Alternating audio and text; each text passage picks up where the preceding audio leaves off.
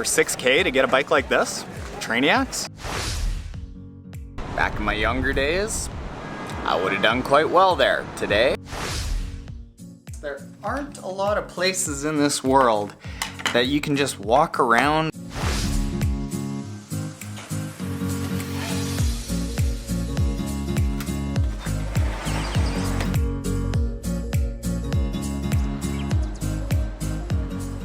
Morning, Trainiacs. So that right over there is the Las Vegas Strip. Back in my younger days, I would have done quite well there. Today, apparently things get happening past 9 p.m., so I don't know if I'm gonna see much of it.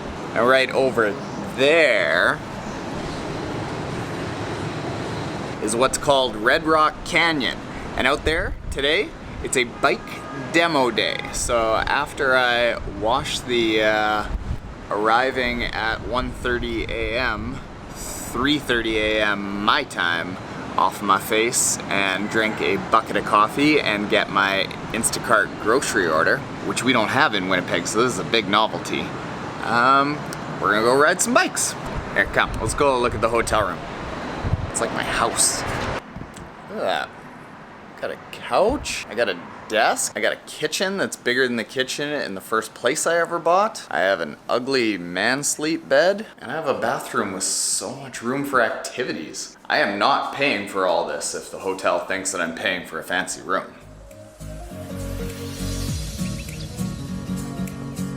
Yeah. Normally I'm opposed to wearing name tags, but that's kind of cool. Never been media.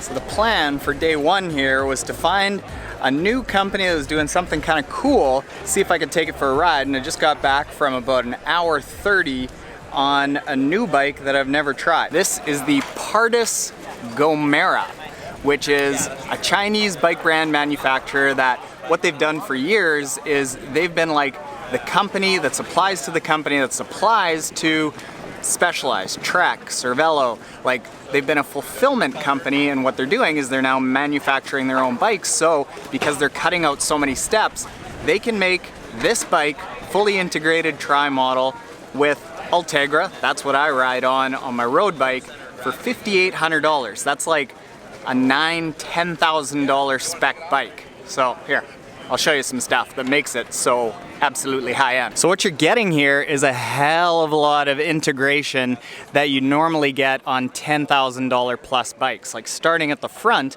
you've got a fully integrated water bottle, so you don't have to lift your head. We've got integrated bento box here. When it comes in behind the stem like this, it's basically invisible to the wind, so you can put all your nutrition in there. And then in addition to that, we got a storage box in behind the saddle. You've got the big space in behind the headset and the stem here, so that, in addition to that, and the really deep fork, like we're talking 3.5 inches there, that's incredibly aerodynamic, creates a nice big windbreak instead of just a small little head that wraps around. Same thing down here on the bottom bracket. The more meat that you've got on the bottom bracket, the more power transfer you're getting from your pedals into the bike. Now, one of the qualms that I often have with these highly integrated bikes is that they're hard to work on. The brakes, they end up getting hidden in behind the seat stays or inside the fork. In this case, it's fully accessible from the outside with some Allen keys here. And if you get right down here, the brakes on the rear are accessible just by flipping over the bike. So it's not that tough to work on. Only thing that is a little bit tough to work on this model apparently is that to adjust all the components of the aero bars and the headset, the stem, you do have to take off this nutrition box. But what they're working on right now is creating a new stack system so that you've got easier ability to raise the bars up and down. And widen them, move them back and forth without nearly as much monkeying around. They'll also integrate any, what's this called? Component unit? Computer unit? For the electronic shifters inside this whole headset. Yeah, so that there is the Pardus Gomera. Unfortunately, I wasn't able to ride this specific model. I rode one of their road bikes because this is a 56, I'm a 52. But see, the historical knock on Chinese OEM, original equipment manufacturers, is that they don't have the science and the engineering that North American or European bike manufacturers have. In this case, the road bike that I took, it was basically identical to the old Specialized tarmac that I used to ride on. Felt just as stiff. I took some real nasty corners to test it out at high speeds. Held that road just perfectly, and my back didn't get sore at all in like an hour and 40 minutes of some pretty steady climbing and winds. So, not bad, Pardus. I'm impressed. For 6K to get a bike like this, Trainiacs, it's not a bad starter bike if you ask me.